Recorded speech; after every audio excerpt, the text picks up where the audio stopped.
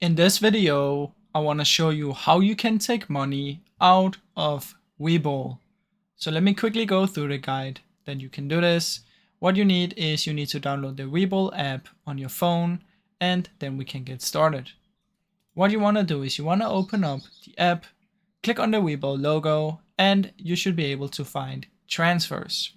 Inside of transfers, you want to go to withdraw, select your currency that you want to withdraw it on, and then if you haven't already, you need to link your bank account. So if you already linked it, just skip this one. But if you didn't, you have to link your bank account, and there will be instructions on how you can do that on the screen on your phone. So you just follow them real quick. It doesn't take a long time, a few minutes. And once you've done that, just enter how much you want to withdraw.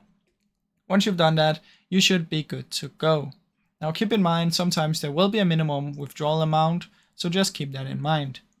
After that, just submit the request, and now you're just gonna wait until you get the money to your bank account. Now that is basically how that works, guys. It's super simple and super easy, so I really hope you enjoyed this video. If you did, please leave a like and subscribe, as it helps me out a ton. Thank you so much for watching.